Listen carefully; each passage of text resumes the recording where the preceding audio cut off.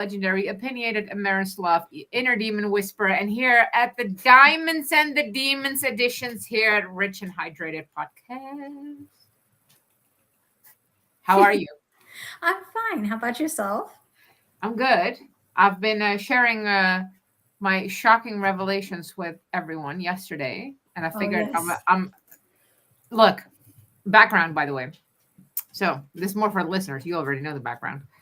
So I was flying this weekend a lot, the last week, right? 4 times flying, and you have to go through TSA, and they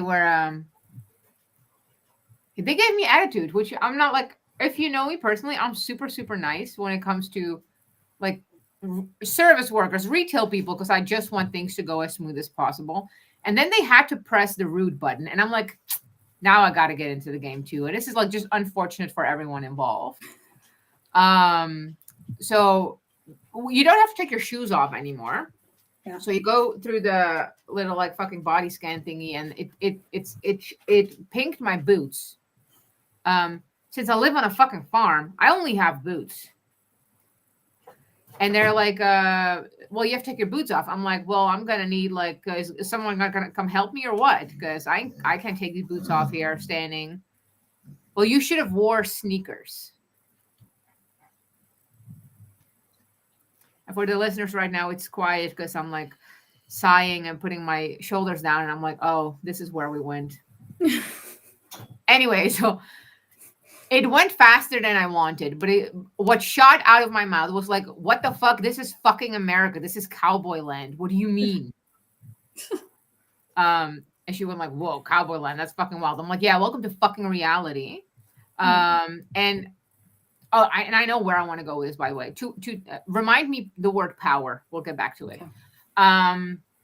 So like, obviously I understand that they're the people in control at TSA and you're kind of just like at their mercy, but I'm like, we're going to play at least. So I made them search for a chair for 10 minutes. I could have put my boots off, like just leaning. But again, we're just fucking playing right now.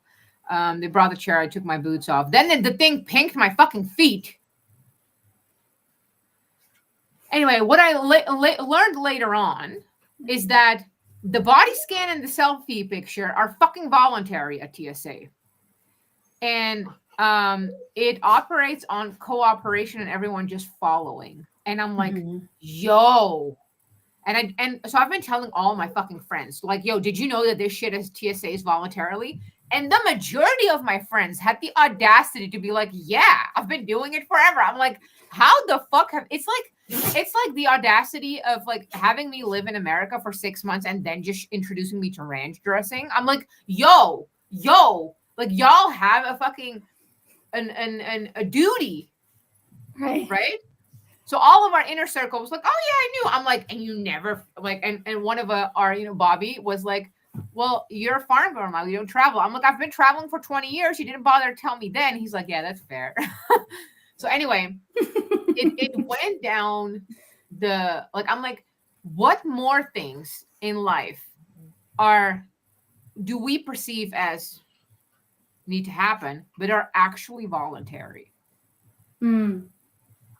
Like I started going into ChatGPT, and ChatGPT just gave me like abstract, like social cues, answers like saying thank you or whatever, like tipping. Or I'm like, no, I want like deeper shit, which I don't know yet how to prompt yet. But what it brought me to, that's maybe so we can go like down to anarchy kind of like route, and it brought me down the quote, like everyone's like power corrupts, right? Power does not corrupt. Powerful and confident people do not need to exude control over others. Right. It's people who don't have power. If you give those power, all of a sudden they're tyrants, right? And is it the Stanford experiment with the prison? Milgram. Was it the Stanford or the Stanford? I think it was. There was a Stanford. There was a Milgram experiment, and it wasn't that the one with the prison. One was with the prison experiment, and one was the other one was like authority telling you to do something, and therefore you'll do it because the guy in the white coat said so. Right. So I don't. We're pausing on. I don't know which name it is, but it's a famous experiment where two people. There's variations, by the way. There's where two people get to play pretend to be in prison, right? And the other people play pretend to be the officers. And like the dynamic that came from that was violent, aggressive, tyrannical. Right. And then there's also there was another experiment, but I'm not sure like how much on a legal aspect, where the prisoners became the officers and the officers became the prisoners for a short, and like it also became fucking chaos, right? So yeah, powerful people do not need to control others because they have the confidence that other people can lead themselves. Yeah. I don't think that it's the power part that corrupts. I think it's just, for lack of better terms, bad code, right? Like you were already coded that way. In the same way that you could say that someone is coded to be compulsive in their behavior.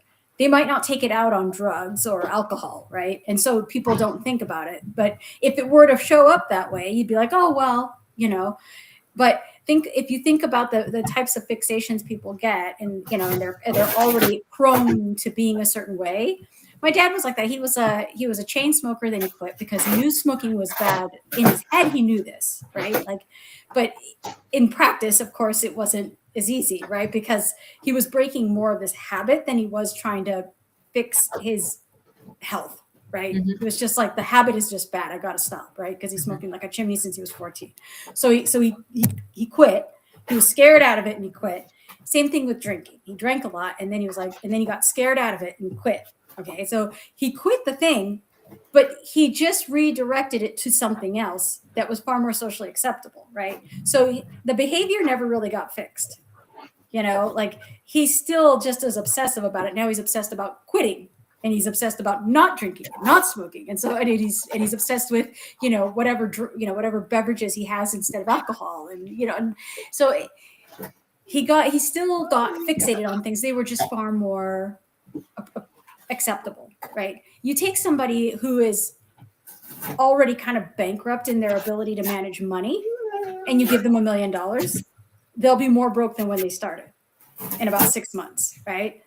Why? Because they didn't earn it. Right. They just got handed this money and now they have to. And then they're like, oh, I'm going to go on these trips. I'm going to get a nice house. I'm going to do all this stuff. And then next thing you know, Romulus. Sorry, the dogs. Romulus, stop it. Oh, my God. He's just grabbing a book. Just keep talking. Okay. But the person who doesn't have the discipline to manage money, they're going to be poor. Money is an amplifier.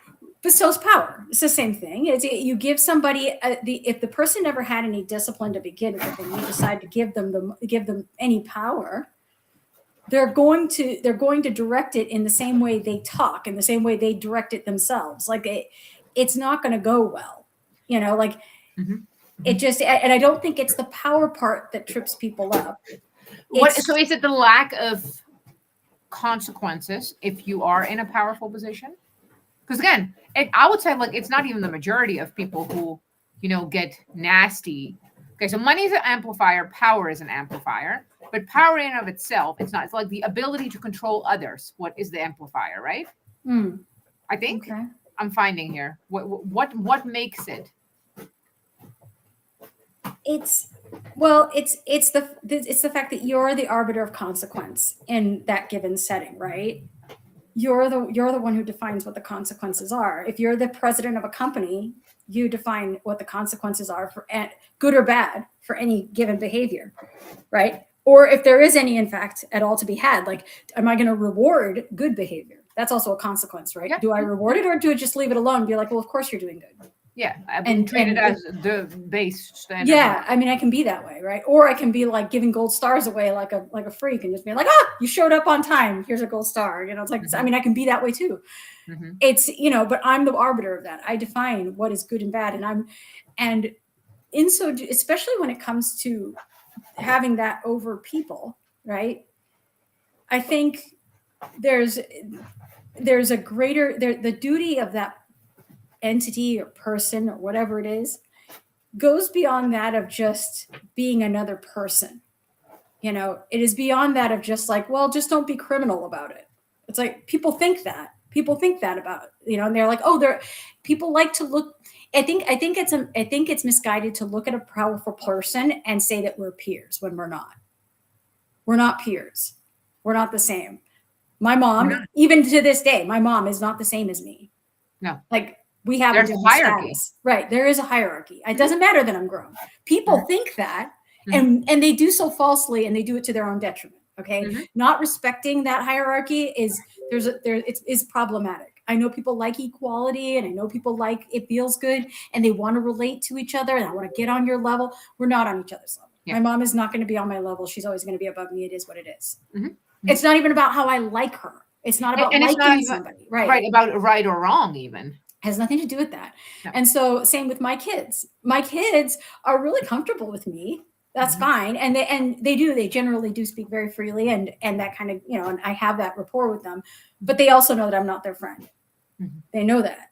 It's understood. It's we're inherent. not equals. Right. We're not equals. We're not peers. And I think people have a problem with hierarchy because they think inherently that means somebody's above me, and therefore I have to answer to that. And that's not, no human being answers to another human being, and blah, blah, blah. And that they buck that feeling of authority because ultimately there's no trust in it. Right. Now, I have worked for people. I have worked as their subordinate, as their, and they've been my supervisor, where I would trust them to the ends of the damn earth. I'd get up and shovel shit for them every day because I had that much respect for them. And I watched how they move. I watch how they manage. And I'm like, they are loyal. They are, and I'm looking for the certain virtues, right? And they're looking for different virtues in me, right? I'm looking for loyalty. I'm looking for, a person who's fair-minded. I'm looking for somebody who knows how to get us out of trouble, lead us out of trouble, who can get us out of sticky situations, who has my back. I'm looking for all of that in a leader. Leader's not looking for that in me. They're looking for, are you reliable? Are you punctual? Are you right? Are you competent? Are you capable? So they're looking for completely different things in me that I am in them. And that's how that dynamic is there. The thing is that the inability to humble yourself and understand that somebody is in fact more powerful in some way, and is unto itself a bit detrimental, but also like understanding that a person can corrupt that power, right? Can use it in a corruptible way and can use it in an abusive way. But like, then it's about, it's not so much the dynamic as it is the person corrupting it. Like just like you don't blame the gun, you blame the shooter. Right? Well, we could argue that. No. but truly though, like, yeah. But where does it come from though? So, because like nature in and of itself only exists because of hierarchies. Like facts. If you black, white, like I would say, like we could, as humans, we could absolutely debate that there are nuances, gray areas within hierarchies. Work, there's a hierarchy. Boss, follower, like right, like there's very clear. Health, hospitals, doctor, nurse, whatever. Like there's a very clear hierarchy. So the rest, like we could say, like in morality, one could argue, like we get into like these abstract, but where did we get as a society? And this is again one of those fucking Western things where nature only has black and white hierarchies, zero nuance, right? Because the lion won't care if you're a good antelope or if all your antelope friends fucking love you and if you like take care of them, if you've been helping the elder antelope. No, it'll fucking eat you. Correct. Not because it hates you, not because it has no feelings. It's just the hierarchy. That's right. So where did we get in the modern West right now, right? And it has to do something with wanting the reward and the benefits of what certain positions give you without having to do the work. Yeah. And there's something there, and I've noticed it. 75 hard. I'll keep ad nauseum, right? I'm starting round 4 in a few days. I've done 3 rounds successful, and it's like an instant street cred. Like when people know, and I've done it very publicly, right? I showed selfies every day. I've cried. I've cried. Look, there's an instant like, oh, she did that, right? Mhm. A lot of people got appalled by it because it went too hard on them, and it's not sustainable if you do workouts while you slept 2 hours. I'm like, I'll be fucking fine, right? Like I'll have the whole year to compromise. Mhm. And then people wanted to be in on that street cred, and they went like, well, I did 75 soft, which isn't a thing. By virtue, that's just normal life. You didn't die. Congratulations on not dying. Right. And because they just want the same respect, right? Mhm. And That's it right. doesn't. Because That's there's right. a clear hierarchy. Just like I've met people who've done the Iron Man. I will fucking like, yo, I'm Right. not even The fact that you finish it, even finishing, never mind winning. that you tried attempt going at it is one. Yeah. Then you did it. Yeah. Then you won. Yeah. And then you like, what? But there's a hierarchy of hierarchies. That's right. I'm not in your lane. Right. And I know that. Point. Right. And I know that. And that's Right. how I measure excellence, right? That's how I know when I see excellence is that somebody has done something and is capable of something greater than myself. And I'm in reverence. They're more powerful. Right. And it's not idol worship as much as it is to say that respect. It's respect, right? It's a reverence for what they've done, which is, if you look at like human civilizations, a lot of times there's like a person who has wisdom, right? Usually an elder. They've seen some shit. They've been through some shit. Mm-hmm. So like that person inevitably, and so it used to be that person has lived enough life to be able to speak to some shit that younger generations are still learning, right?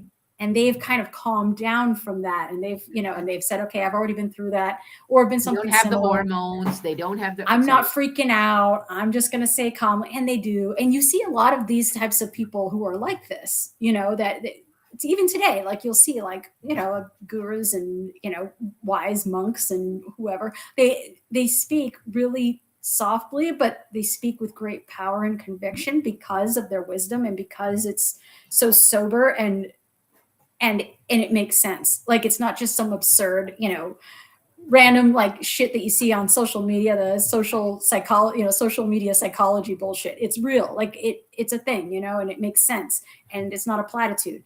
That person commands a lot more respect because of how they move and how they handle people, like people who can handle, somebody going off, and losing their shit and maintaining a calm voice the entire time and being able to just be able to keep talking and get through their point and insist. I've watched people do that, and that commands a lot of respect because they could get angry, they could yell back, they'd be which more would than be even righteous, right? Yeah, they could be, they just got called a bunch of names. Calling someone a name back is not the worst. I mean, you wouldn't be blamed for it, but it's the fact that you didn't, that you had the ability and you didn't, right? I think that Jordan Peterson talks about that stuff. Like he says, the only thing that what makes you powerful is the fact that you could fuck some shit up, but you don't, right?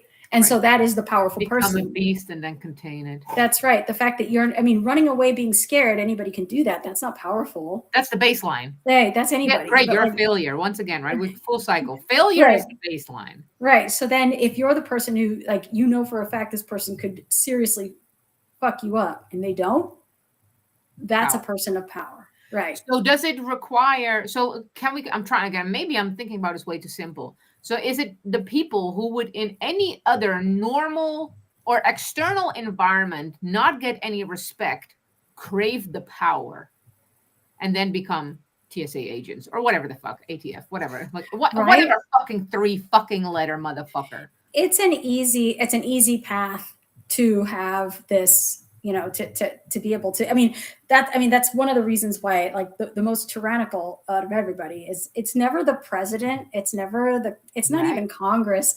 It's the bureaucrat.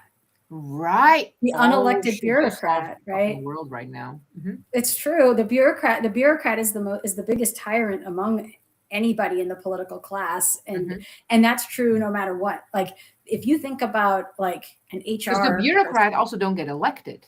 That's correct. They're appointed. Same with, same with like an HR person, right? Yeah. Think about the person in HR. That person's tripping fucking balls over power. They are absolutely that because they're never going to own a company. Right. They're never going to run any business. They're never going to start anything. They have nothing innovative to offer, but they control the hiring, the firing, the write-ups, this weird social culture of like, of like DEI or inclusive language, and they control a good chunk of the culture of the company. Right.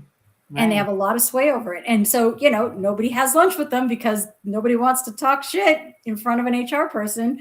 And it's just like, yeah, you're a fucking plague. Nobody wants to talk to you because we all HR is like HOA. Right. That's another one, right? Like I'm never going to be I'm never going to be anything, but this contrived position was created and now I can exert this amount of influence and power over people and I can do this. And it's for a person that, never really did anything themselves. I mean, that's one of the reasons why you don't see a whole lot of like, I think that's what made, and I'm not trying to make Donald Trump out to be more than what he is, but what made Donald Trump so exemplary was the fact that he didn't have to do any of this. Like he didn't have to be president. He didn't have to cocksuck for like a business. No, like he didn't do anything. He was business. Like if he wanted money, he just started another business and made money, off his name. And he built so much momentum. He was a billionaire. He's, he doesn't even take a salary. He's just, so it's like the fact that somebody like that took office is an interesting thing for the United States because it's never that person. It's always the person who couldn't do anything on their own. Like it's always that. I mean, Barack Obama didn't do anything on his own, and like except write a book. Everybody writes a book, but fuck that. I mean, everybody can write a book, but and they don't even write it. Yeah, right. I mean, they didn't even write it. There's a ghostwriter, but like So I mean, but Bill Clinton didn't do anything. All he did was just he has a lot of degrees and he has a lot of credentials, but all he did was become elected. Like the same thing, Bernie Sanders. These are millionaires. These are millionaires in our society that have never really accomplished anything in the private sector. You can name all of these people. They haven't done anything. I mean, Nancy Pelosi's greatest claim to fame is that she was elected for like 900 years in a row, and she, and she insider traded her way into like billionaire status. Like they've never done anything. So it's just like, that's one of the reasons why people have no respect for Congress and they have no respect for politicians is because they're career politicians. Same with teachers. They've never done. They only teach. They operate in theory. They never operate in practice, 100%. And we talked about that in the last episode. Like, what is a teacher going to fucking teach my kid, right? Like, you make 30K, you have zero boundaries. You're going to teach me about successful life? Really? You don't even get to choose the curriculum. That's right. It'd be different. It would be different if, like let's say somebody like myself who's already had a career.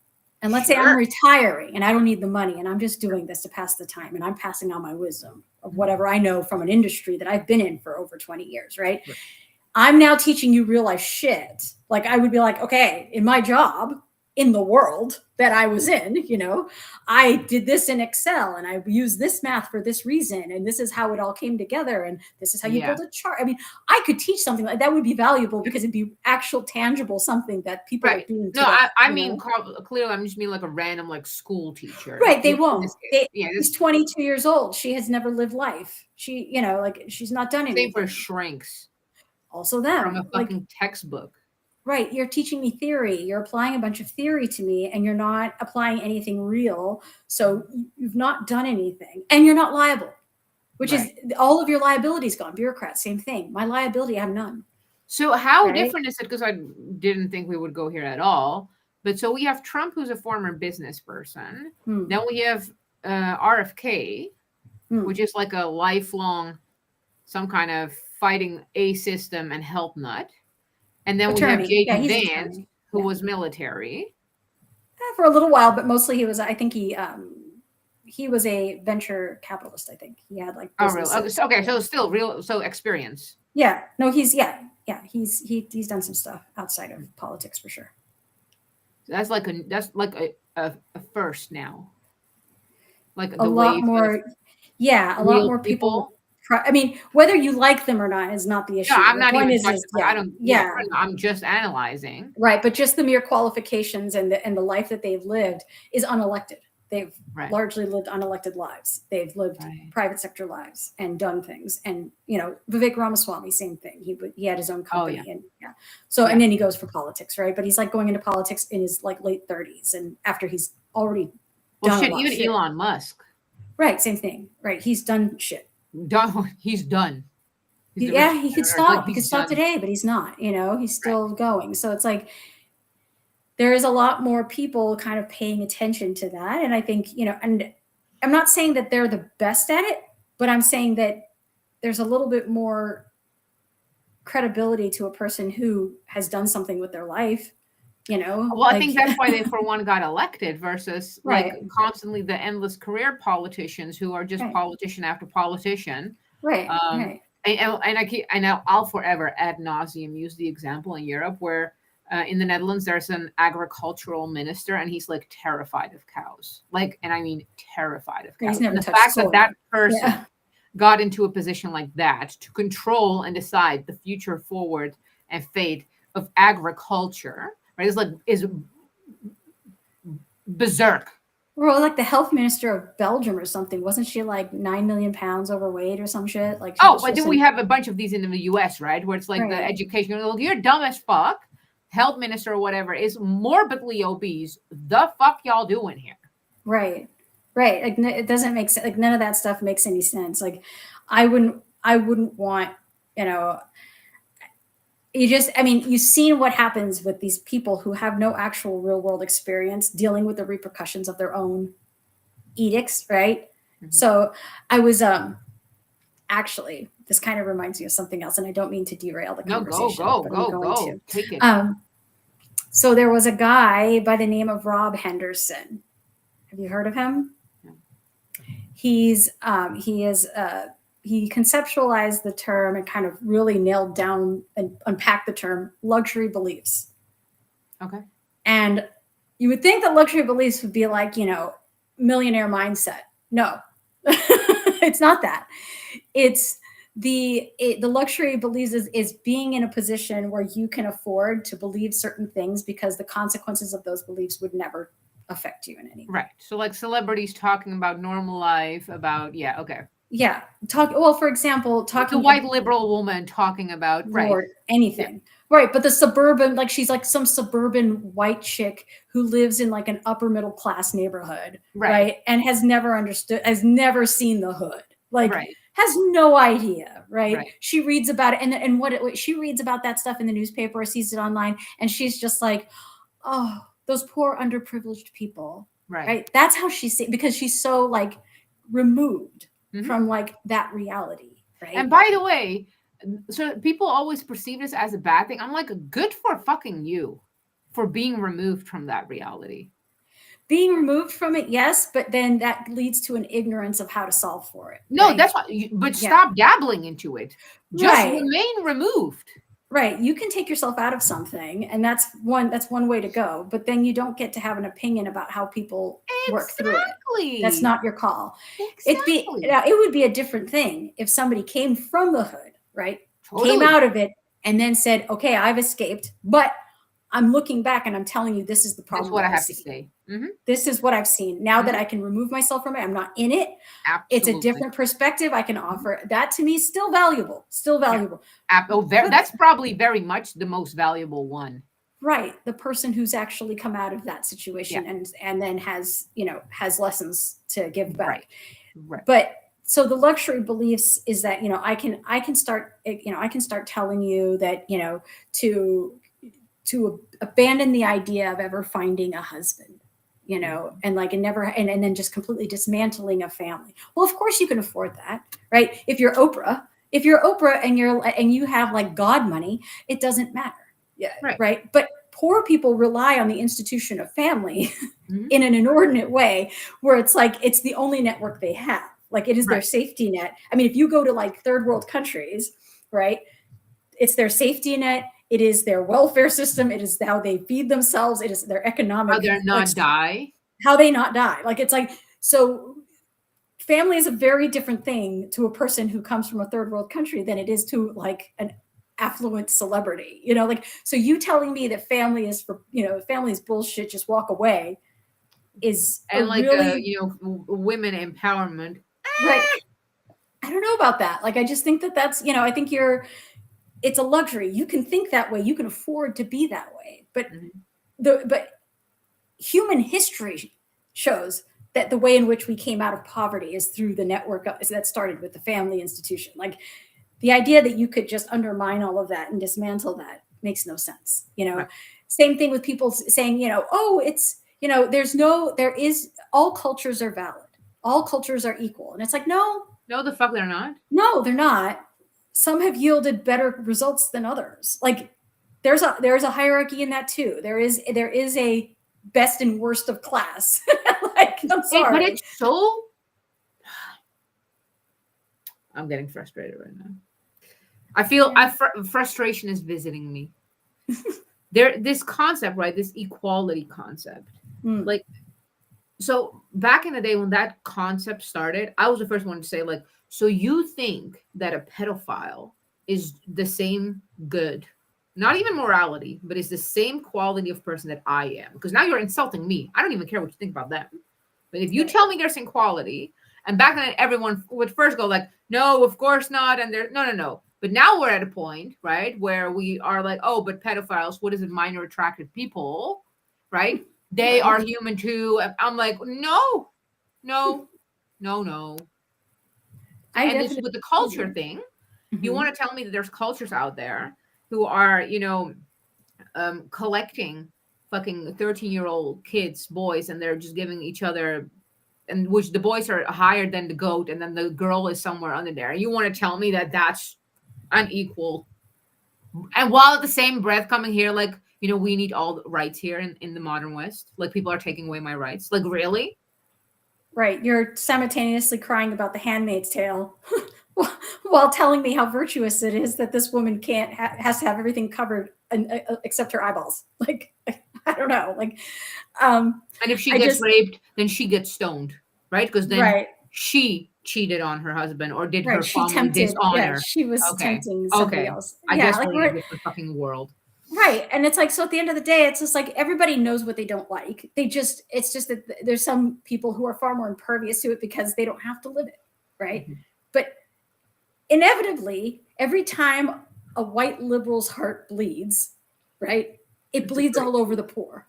It bleeds all over the poor every time. Higher minimum wage bleeds on the poor. It undercuts them. It takes everybody who wanted to get a job but has no skill or has no education, has no experience. It just wipes them out and they can't get a job. It makes it harder and harder for them to earn that, because I can't justify paying $15 an hour to somebody who can't do shit, and I got to train them. I'm not paying somebody $15 an hour to learn. Like, this is insane. They have nothing. You know, so those people, it's that much harder for them to get a job, right? When you say, you know, I want ecologically friendly, you know, light bulbs in cars and shit, and I'm going to take away all the other choices. I'm taking away fuel cars in favor of electric cars. You fuck the poor again. You fuck them again because they can't afford that. Like, that, they're not going to buy these products. Oh, no, they cannot. They cannot buy. It's not even that they want. They cannot buy, right? So this whole, like, you know, meat is bad. Everyone on the fucking Impossible sandwich and tofu can't fucking afford that. Now we have the poor people starving. That's right. You've made it so that poor people can't have. You complained about sweatshops. You monopolized them. Yeah, you complain about the sweatshops. So they're like, okay, we'll close it down. And all the employees now go to a worse factory than that one. Or they're prostituting because they can't get anything else. Like, you keep taking the things that the poor want because you're so offended by the way they live. That's essentially what it is. It's That's like there's upper middle class people who cannot handle how they live, and it just offends them to their core that they do this, and they think that they're helping them by taking away the problem that they see, but they ignore the moral hazard. For them, by the way, not to the people themselves. Right. I mean, and I know this is going to piss a lot of people off, but I'm going to say it anyway. The people who say defund the police. Okay, you have private security. Yeah, right. Behind your fucking private gate. Yeah, really? Behind your gate, you have a bodyguard. In your college. Yeah, and you have and you have your private bodyguards, and you have your gated communities, and you have all this. And the only thing that the single mom in the projects can afford is the cops. And you're saying to take that away, and you somehow feel like you've done her a service because now that's left her alone with the street gang that she can't defend herself against. And so congratulations, asshole. You just fucked yourself. You played yourself. Yeah.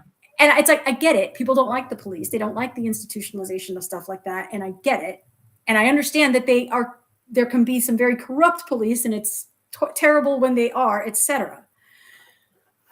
But the fact that you would then say, I'm going to sentence these people to the absence of any option at all, however terrible that option is, the public option. And consider yourself virtuous, right? So these And say people that are you've just worse done them a off, service. and you walk Right. with a puffed chest. Look how well I did. Look what I did. I'm so proud of me. That's worse than the fucking Hunger Games, by the way.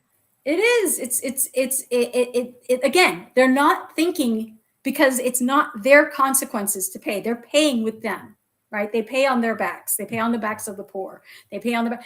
Like when you know, I mean, and you can, again, it's going to piss people off, but if you open the borders and let a bunch of people who are from third world countries in, they're going to take low skill jobs, and they're going to undercut the American low skilled worker. They're going to work under the table, and they're basically, and who suffers? And they're not going to pull up in the good neighborhoods. No, they're going to hide in the poorer neighborhoods, and it's going to be on them to handle. They have to deal with that population. They have to deal with the squeezed real estate and the affordability issues. They have to deal with the further lack of jobs. They shoulder the brunt of that decision. I don't. My upper middle class white self living in a suburb of Phoenix doesn't shoulder that problem. I don't face that. And so when people say, well, how does it affect you? It fucking doesn't. It affects everyone else around me, and it's not fair to them. And I'm saying this, and it's like, but nobody seems to care, you know? And they're so this is the rule, right? For one, everyone's great in these circles. Everyone is great at pointing out the problem. Oh, yeah. Police corrupt. And again, I'm not even disagreeing with their conclusion of the problem. Sure. Yeah. I'm not even disagreeing. Yeah. But you better fucking, at least theoretically even, play with the solution. Right? So we can be all defund the police and, look, I love my East European corruption because it's affordable for everyone. In America, not so much. Not so much. Corruption is much more expensive, only for the rich people. So we better fucking get rich because it's not going to disappear. Right. But that's a side tangent. Right. So this, like, healthcare should be free. Okay. Look, again, everyone should have access to healthcare. I'm not even arguing with you. Right. How? Not from some utopic, if we would have a blank slate. Right. From the system that we're in right now, even entertain me with a theoretical path to what you are wanting. Correct.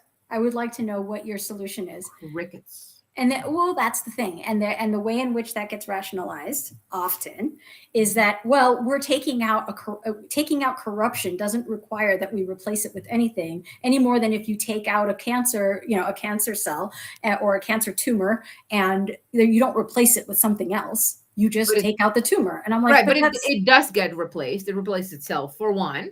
But two, so let's just play with some of these. Okay, healthcare should be free. Yeah. Okay. So you're going to go to a hospital. Who paid for the stuff? Right. So the hospital's empty? Doctors are just not getting nothing? Like that's what we're doing? Defund the cops. Okay. So who's going to, because cops are not a preventer. They're a consequence, or they're an enforcer of a consequence, right? They're not a preventer of anything. That's private security, if anything. So we remove cops. So we're just letting everyone fucking rot. So, which also means we have no prisons, by the way. If there's no cops, the direct result of that is that there will be no prisons. Right. So we're just letting everyone roam free. Is that what we're doing? I don't. That's the thing is, it's like, I'm curious to know what the next step is. If you get your way, right? Let's say you can have what you want. I'm willing to play the wild card. And magically this happens. I mean, I said this once about, I asked a liberal this once. I said, Walmart's an asshole. Walmart is an oppressive, piece of shit, greedy corporate asshole, whatever. Okay. Walmart, the Waltons wake up tomorrow and they're like, they have a stroke of conscience. They have a dream in the middle of the night. And they're like, you know what? I realized the error in my ways. I've been an asshole. I'm closing my doors. I'm over it. I'm ending this tyranny. It's over. I'm dissolving this business and we're out. Never again. Never again. The virtuous CEO shuts down every single Walmart, closes every single door, and it's over. I said, are we better off for that? So, but let's break it down, right? What's next? So we have first the employees who lost their job. Right. Those I can even be like, so with the employee thing, I can always be like, that's an evolution of industries, happens all the time. Any number of things, evolve. Where are the people going to do grocery shopping when your nearest fucking store is 3 hours drive and it's just a Walmart because the other Whole Foods you can't fucking afford? Where are you going to buy your food right now? Right. 6 hours away?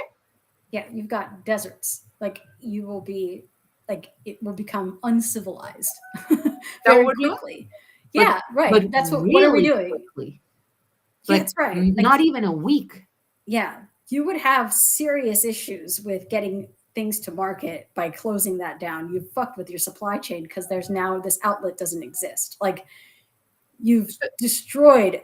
I mean, and what are you going to do? You're going to yell from your fucking ivory tower when you see that people are slaughtering each other now, like not symbolically, they're physically coming for each other. Nothing is safe. The gun and weapons is the only thing that will keep people at bay for a while. Food is gone. People are getting really fucking desperate. Families are trying to feed themselves, their children. Now we're getting into like muddy waters because when children are involved, parents will go to fucking any fucking ground. And you're going to be like, no, but it's for the greater good. You don't understand. You're not working for slave wages anymore. I did that for you. Like a thank you would be nice, you know. Almost offensive. Like I did that for you. Y'all don't even see it, right? Well, that's the thing. It's just like you're not solving. I don't think people realize that they're not solving the problem. They're just. It's a trade-off. It's always a trade-off, right? You don't just. It's not just this thing where you can just say I can just subtract this thing and nothing else will happen. Bullshit. You subtract something that is load bearing like that, you've compromised the integrity of the community around it. And the bigger it is, the larger the fall because people have grown dependent on it for better or for worse. And you can say, well, dependency is bad, blah, blah, blah. Okay, that's fine. Right. But then fucking sit with that, right? If you're of like dependency is bad and then you're not as virtuous as you are because then you're like, well, then they should have been on it. Okay, then let's fucking see it burn. I'm good. At least be transparent. Be consistent, right? And be consistent about it. Like you don't get to pick and choose the consequences of your actions. And I think that's where people really fall apart. Is it's like, I'm really dispassionate about what happens to people because I'm just like, you're an adult. If you're a fucking adult and you make stupid decisions and stupid shit happens to you, that's kind of how the world works, you know? Well, if it wasn't my consequences to my own actions. Visiting me today. Yeah. Coming in this weekend. Yeah. And staying at my house. Right. Exactly. So it's like, yes, that sucks that happened. And, you know, and of course I feel bad. I don't want bad things happening to people, but I also don't want people making decisions that lead to bad things. So, you know, I mean, So this is the thing. This is, by the way, a fucking amazing phrase. It's not that I don't want bad things to happen to people. What I don't want is people making decisions that invite bad results or consequences. Right. Yeah. That's exactly right. I mean, I want people to play a better hand. You know, I do. I want people to play a more winning hand, or at least a hand that assuages some of the bad things in their lives, but they don't.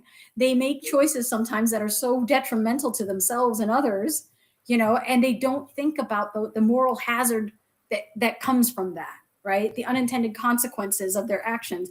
I got into a discussion with somebody about, you know, that somebody had hypothesized, what do you think will happen when if the government were to just disappear today? Oh, right? I love these conversations. Let's fucking go. Mass fucking mayhem and murder. Absolutely. I said, well, first things first, right? I said, if the United States ceases to exist, right, then along with it goes its currency. Along goes with it the whole grid. The whole grid. Right. So you're talking just even the practical stuff. We will have no electricity. Right. We will have no running water. I don't say we. I'm fucking off grid, y'all. But like, for people who are, but not right, you, but like the rest that's of the problem. America. Is like the city people. That's where the most densely populated areas are. Right. They're fucked. They are almost instantly. And you can see this, by the way, when natural disasters hit, right? Absolutely. That's how you know. Systems are not made for a certain tension. We That's saw right. it with COVID. We saw it in Texas with the winter storms. We Sure. saw it with any Katrina? hurricane, whichever Yeah. size, not even category 2, 3, 4, 5, just a random category 1 is fucking mass mayhem. Yeah. It's already Tornado, got people. That's fire, right. down. Fire in California. Exactly. All Keep of this. going. I said, so absent that, right? We understand that all white collar jobs go away. There are no white collar jobs anymore. The only white collar job is the trade of being a doctor. And then the question is what are you trading for his services that he needs? Because he don't fucking care about your fucking, jewelry, self-made. No, he doesn't. He doesn't care about your money. He doesn't care about your Bitcoin. Doesn't care about your possessions. He doesn't care about any of that. He's probably going to care about food. And that's probably something that you care about that you can't get either. Weapons. Right. Weapons, food. You're going to be trading that stuff until you can't, until you don't have it. And certain services like sex. That's right. And sex always sells, and anything that alleviates alcohol, drugs, painkillers, anything. Right. So your currency is going to be something like that, right? I said, but all of your white collar jobs, so like advertising, insurance, hedge funds, stock trading, none of that exists anymore. Like that's gone almost instantly. So the next thing that's going to happen is there's going to be a convention of some major countries who hold our debt. And they're going to want to cash in their chips and be like, oh, no, the US owes me trillions of dollars. And if they're going to dissolve, then I'm going to go in and scoop up some land as payment to square my books. Mm-hmm. I'm not leaving this debt on my books. Mm-hmm. China will not do it. Belgium will not do it. Japan will not do it. Those are the top three countries that own our debt. The top holder, of course, is the American people. We just lose. But like the countries that hold our debt, they're going to want it. And, people are like, that's unbelievable. No way are they going to do that. And I said, oh, you don't think so? I said, all they have to do is wait for us to cannibalize each other, fall into complete disarray, and they can just show up on the next flight over. And be like, hey, we have a solution. They will have a desperate people waiting for a government. Can we go there though? Like on a reality. So, right. So you just talked about like the luxury businesses, industries, sure. Beauty industry, non-existent, everything non-existent. Yeah. Let's go really detailed. Day 1, electricity drops out, which means no connection with the outside world, right? There's no for me talking to you, seeing like, hey, are y'all doing good? Right. Again, I'm the only one having electricity, but I'm such an outlier, right?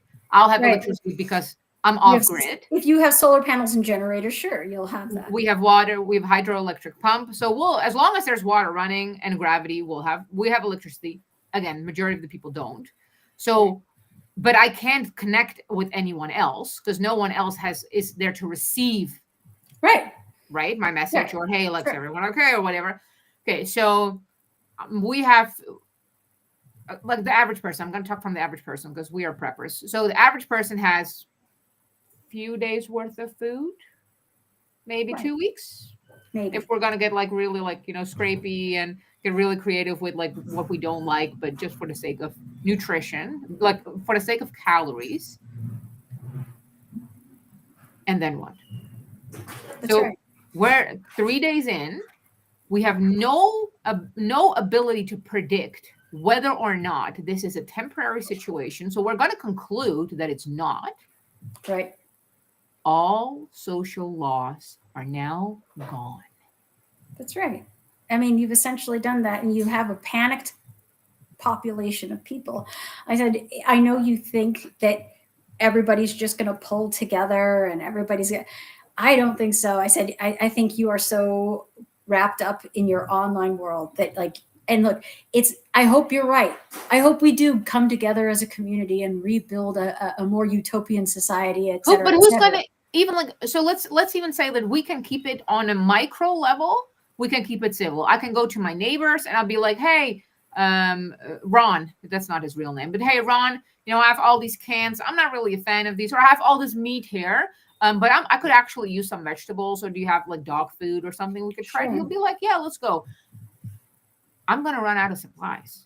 At some point. Who's going to make the earning? Right. Yes. We're not earning. We're not producing.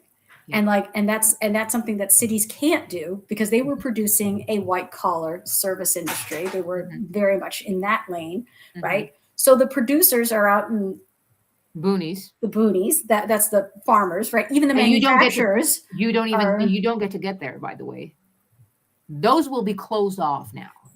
It will. It will. And it's like I was like, I don't think you're thinking this through. That that you really think, like, I get, and I have a strong aversion to the state. I do. I'm not a big fan of it, and I don't have a kind word to say about it. I really don't. But that's like, but it's like saying my parents were such shit. I wish I wasn't born. Like, why? I love my life. Just because they suck doesn't mean I gotta go. Like, what the fuck? Like, no, my life's great. It doesn't matter if I didn't like the people who brought me here. Like, my life still has value to me. So, I think this is one of those things where it's like, I don't think people really think through the full breadth of the consequences and who that hurts first. Who's the first line? Because if you think of society as a pack, right? The back of the pack is going to get hit first, right? And the front of the pack, because the front of the pack was led by a bunch of white collar people. So it's going to be coming from the front and the back. You're going to pick off the poor. You're going to pick off the elderly, all the people that were relying on other people taking care of them. They're all picked off. The sick are going to get picked off. Then you have the front of the pack, all of the hedge fund managers and the whatever, they're all gone, right? They're going to get consumed. They're going to kill themselves. They don't know what else to do. Every retail store even. Right. So every retailer and all that. So then you only have this sliver of people left in the middle. Which is hardcore blue collar workers. Correct. That won't need any external objects. Right. That are just relying on their current tools and labor. Because the moment the chain of distribution is gone, they won't be able to fix things because they don't have the things to fix the things with. That's right. So you've got, what you have is just this blue collar class in the middle that probably will last longest, right? They will last. I don't know how long they go, but they go longer than anybody else. They're the last. The rest of the world dies. This is why I love legit good apocalypse movies, right? Where it's not like some kind of like middle of night, some hi hubby. Where some a random person wakes up in an urban city and he's like, oh shit, and there's sirens. I'm like, no. That won't exist that maybe 30 minutes, then it's gone. That's right. And and it's like, it's not that and it's not to say that the government is great or anything. It's that you've built a major society around it. This is the system right now. If you don't want the current system, how are you going to get to the other one? That's right. And I think I'm like, and that's the thing is like, I need you to roadmap that. I need you to map that out. How are you doing that? Now, even theoretically, I'll even fuck with theory. That's right. Theory. Well, that's the thing, right? Is it's like, look, you didn't get fat overnight and you're not going to lose your weight overnight. So I don't understand why you think that you could just turn off a switch and that would be healthy. It wouldn't be healthy if you lost 600 pounds overnight, by the way. No, your body will collapse. Yeah, you will go into shock. Like you will die. Yeah, you'll die. So don't do that, please. Back when I was, don't do that. Yeah, please don't. Yeah. Back when I was still talking a lot about money and teaching about money, I once posed the question, okay, let's say we're gonna put a limit on billionaires existing, right? Okay, so there's a lot of that, yeah. Let's just play around with it. Who's going to be the decider? Well, maybe we can do air quotes demographic. People poll, have their opinion, and people who have the most. Okay. So Beyonce, Taylor Swift making money. They hit the billion. Then what? They need to stop working, right? Or they need to give it, what do we need to give it away, which would be by force only? So how are we doing this? Is it 1 billion? Is it in actual assets? Is it in actual currencies and cash? What is it? And so many, that post went viral, and so many people were like, holy shit, I've never thought about that. Of course you didn't. Of So, course like, you didn't. Amazon, Right. Jeff Bezos, can't exist anymore, which means Amazon closes. That's right. Now what? Yeah, the thing that you wanted in like 3 hours, it ain't gonna be there. Won't be there in a few weeks either, because the market Yeah. is not created to supply the demand that's going to be created after Amazon cease to exist. That's right. That's right. I mean, you're pulling out a major component. It's like Jenga. You're pulling out one of the pieces that holds the whole fucking thing up. So, like, I get it. It sucks. And I wish we weren't so dependent on it. But then the plan has to involve losing that dependency and loosening up that dependency first. Yeah. If you do that, then once you've done that, then the government does ultimately just become irrelevant anyway. Like, you know, like, but nobody wants an irrelevant government, and you don't have the political will to go there. So, like, the only thing you can do is raise kids to do that, and raise generations of kids who are just like, I can't count on this institution to do shit for me, so I'm going to have to do it myself, right? If you do that, you're better off than the previous generation. I wanted to read this to you because it's like my most favorite thing right now. I'm on it. There was a quote, one of my favorite authors. His name is John Steinbeck, and he wrote The Grapes of Wrath, and he wrote East of Eden and Mice and Men. Steinbeck, John Steinbeck. Okay. And anyway, he says, socialism never took root in America because the poor see themselves not as an exploited proletariat, but as temporarily embarrassed millionaires. Mm-hmm. So they don't see themselves as a victim. They just see their poverty as temporary. Mm-hmm. And I'm going to get out of it in a minute, so don't worry. Which is, by the way, extremely empowering thought. Right. A completely same situation, different perspective on it, right? And so I do feel like there is if he was observing that back in, like, say, the 50s and 60s, that means we're not that far removed from a time when that was probably true for most of Americans. Mm-hmm. You can still have that. That is still within reach of anyone alive today to change the way in which they perceive the system, the way they perceive, and how dependent they become on at an easier rate than ever before in the 50s. Correct. With the technology that we have. Yeah. It is just as it is, there is an way easier. Correct. It's grow out of any social class. Right. And here's the thing, technology and culture always operate upstream of politics. We're always ahead of it. Politics is like, has a lag of like super slow. Mm-hmm. Yeah, forever. Like it's super slow to keep up. So, just me. Okay. But like, it's super slow to keep up, which means that people more so than ever have the capability to lead that and spearhead that movement in that direction. Right. So it's not hopeless.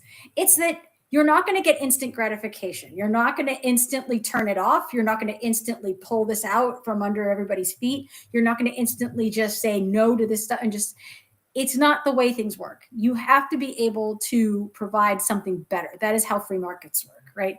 The thing is that the government at the end of the day does provide a service no matter how shitty it is. Mm-hmm. And the shitty version, the public version, is the one that most poor people rely on. Mm-hmm.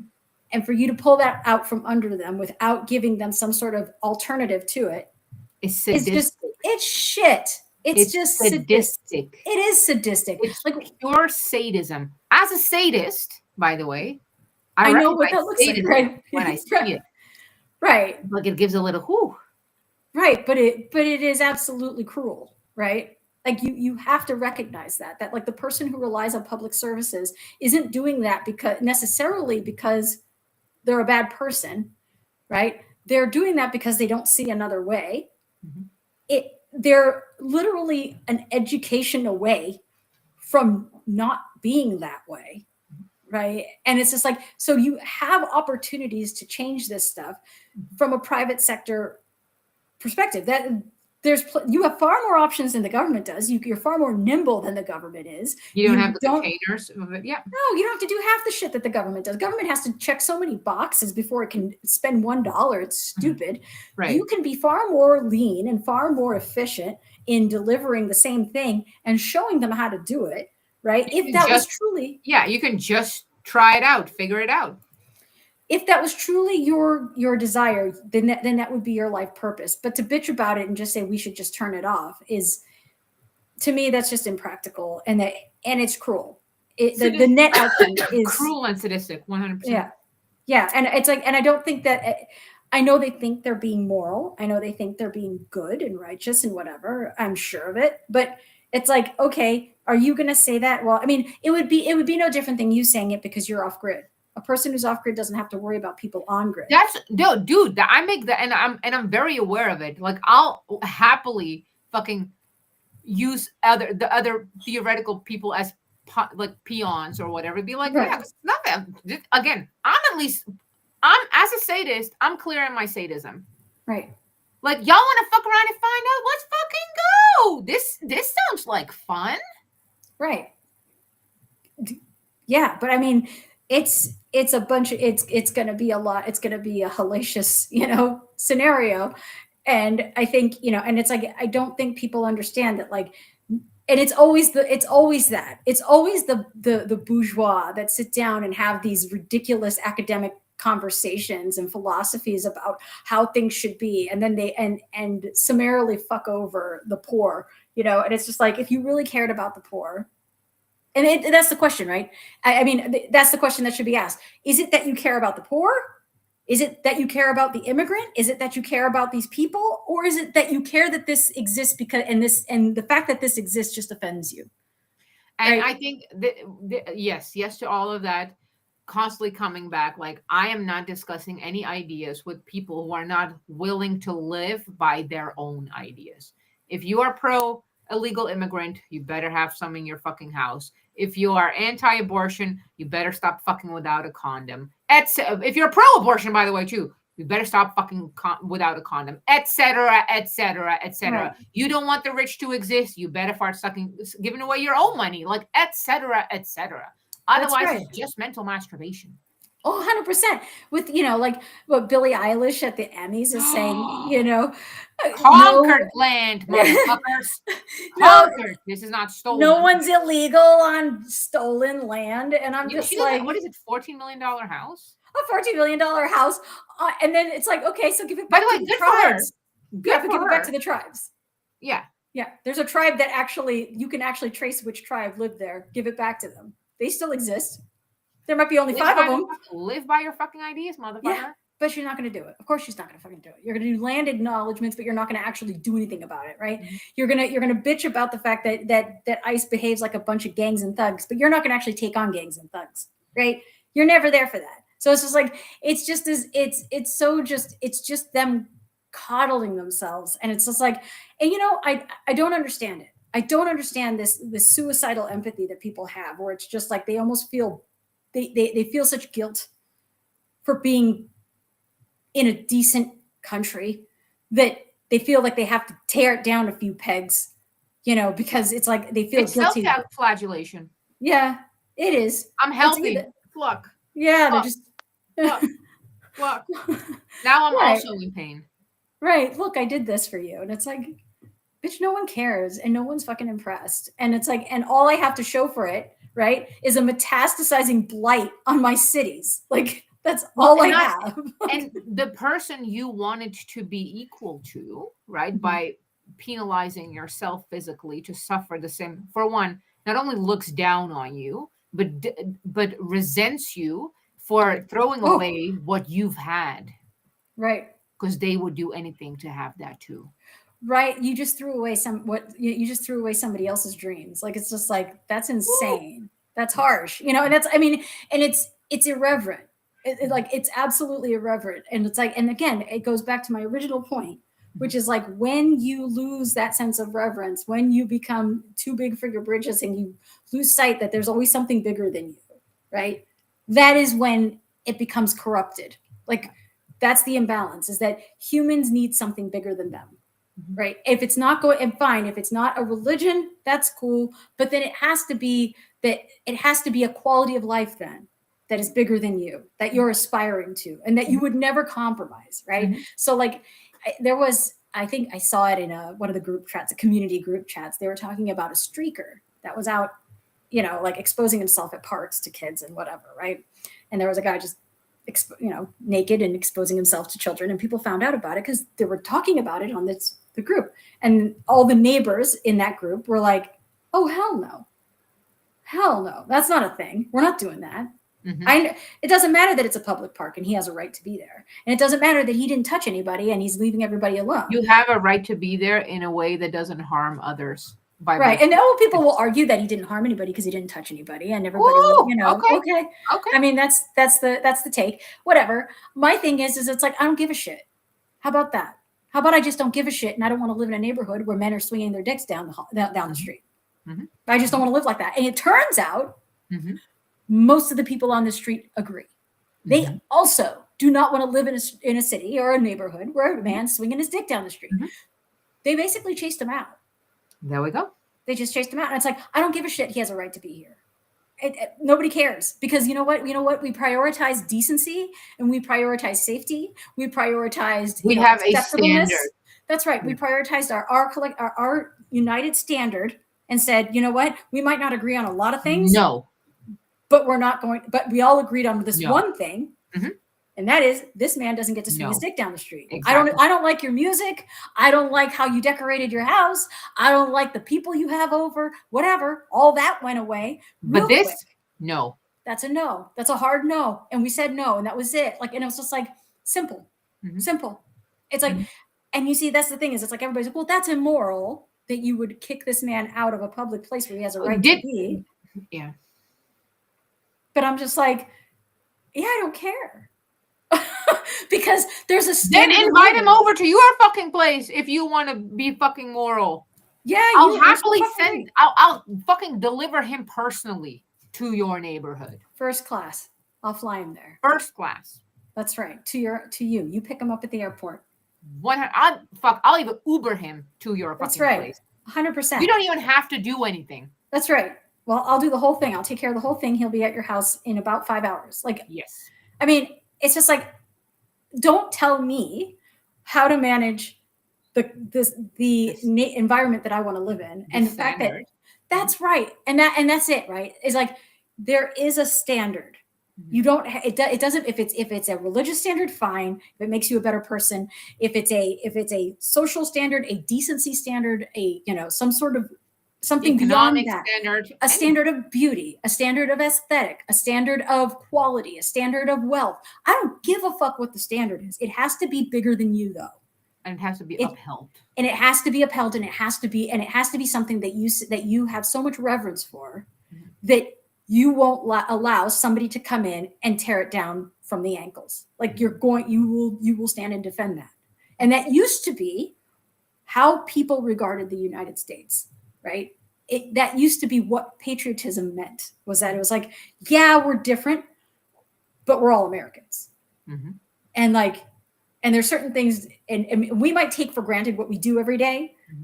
But, and I told somebody this because this one chick decided to get petty, which of course is an invitation to me. Welcome to my pettycopter. That's right. Pettycopter. That's right. I was like, oh, it's petty. Okay, I can do petty. So she says, well, there's at least 6 different cultures just in the United States alone. And I was just, all the regional, like if you go regionally in the U.S., sure, that's true. Subculture, sure. I said, that's true. I said, but if there's one way to know who the Americans are, put us in a separate country. Go take one of each of those 6 and drop us in Thailand. First of all, we will find each other. Second of all, when we do, we're best friends. It doesn't fucking matter. It doesn't matter. I know this. I've conducted the experiment on myself. I dropped my ass in the middle of Japan, and I found the Americans, and we are now best friends. And we're still friends. I said, if you take Californians and put them in the middle of Iowa, they will find each other. And they will be best friends. Because they have this Mhm. I said, it's not, I don't know how it's not tangible, but it's very real, Mhm. you know, and it's 100%. observably real. So it's like, I can't put my finger on it, but people from New York and California will absolutely find each other Mhm. and they will be best friends. They work because, and they might not have never been, they would have never been friends in New York. Word. They would have never been friends in New York, but they find each other in California. They're in the trenches now Mhm. together. We're taking on this California shit together. I don't know what the fuck this is, but it's a lot of feelings. Yeah. But no. But yeah, exactly. And they become and it's like, so that is what happens, is it's like, you don't know what your culture is until you take those people out and put them in a foreign situation. They will find each other, they will become best friends. And they will distinguish themselves from Canadians. Mhm. Furthermore, like they just naturally do that. It's just an organic sociological phenomenon where you will find out what the culture is immediately, because whereas I'm from California, I had a friend from Tennessee and another friend from Maryland, or another friend from Jacksonville, another one from New Jersey. It doesn't matter, because when we were in one country, a different country together, all of that went away and it started to go back to, well, in America, in the Mhm. United States, Mhm. we can do this. And it turned out we had way more in common than we thought we did. Absolutely. I said, so don't tell me that there's nothing unifying Americans. There absolutely is. And it shows most when they're not in the States. And it shows most to a foreigner coming to the United States and observing Americans. Like, everywhere. Like as a foreigner, it doesn't matter which state I'm going to. I'm like, oh my God, y'all are really American. Even the whole like, just like, you know, how all the black people are, I'm like, oh, look, I'm African American. And then like all these ideas, how American of you. that is the most American shit you could That's say. the most American thing ever. It is, because like no Nigerian is going to claim you. Like the Nigerians don't fucking care. Like, No. you know, the Kenyans and the Nigerians come here and they're just like, no, Yeah. why are you gay? I went to the visit. I went to the town and I looked around and I see this and I'm like, no. No, why are you gay? What do you mean woman is man? Are you idiot? And then like pumped you in the head or something, right? They're not playing with this shit. They I love don't it. know. But it's, you know, and you know this because, like, you know, the Somalians don't claim to be black, and Panamanians don't claim to be black. Like, they don't identify with that at all. Like, I worked with Panamanians for a while, oddly, and they were in a law firm, and it was just like, they're like, this black man came up to me and called me brother. I don't understand it. I'm Panamanian. And I'm like, yeah, so about that. Good luck explaining that. Good luck explaining that. Welcome to the States. This is how we do it now. So Well, and even like when they come like, oh, I'm from Europe too. Okay, where are you from? I don't know, fucking Portugal. Okay. And now what? We lived in the same continent. We don't even have the EU together. We don't have the euro together. What are you talking about? Right. We don't speak the same language. We have nothing. We have nothing. Yeah. Like, somebody from Portugal is not going to have very much in common with a Slav. Like they're just not. Like, they're not. I mean, and that you can tell, it's stark, because like you listen to any of the Hungarians or Polacks talk about like what it's like to be Hungarian. They do not talk at all like somebody from France. Mm-hmm. Or somebody from. That's why all the Slavs connect, right? You're right. The Slavs, absolutely. Slavs, same absolutely. Language, Soviets, communism, etc. That's why. 100%. You know, the Dutch, the English, and the Netherlands, and the French. The Scandinavians all kind of get along. Right. Yeah, Scandinavians are doing their thing, etc. That's right. Yeah, but like you're not going to have that same unity of being European, and like that's enough. No, it's not. Like what the leftovers don't realize is that the size and the largeness of their virtue is so American. It is. It's very. That's American. The whole like, no, I know how you should live is the most American thing ever. I fucking love it. Oh, I know. But then they're like, oh, fuck America. No, that's the most American thing about you. That you think how others should live. That's right. And you feel like you can save them. Yes. That you have this weird white savior complex. Yeah, good for you. Look at you being so American patriot. Yeah, I know. It's like, as you condemn bigotry and racism, you sit there and condescend black people and tell them how they can't get an ID and they don't know how to use computers. And it's like, Oh my God. Like, we're all just sitting here like, holy shit. Karen, stop. And then, like, the more she keeps talking, you're kind of like, hiding at one point, Yeah. like, trying to duck. Right? And Like, it's try to make it stop. Just try to make it stop. but the fact that the people, there are people who find that virtuous, and then there's people who find that offensive, defines the culture.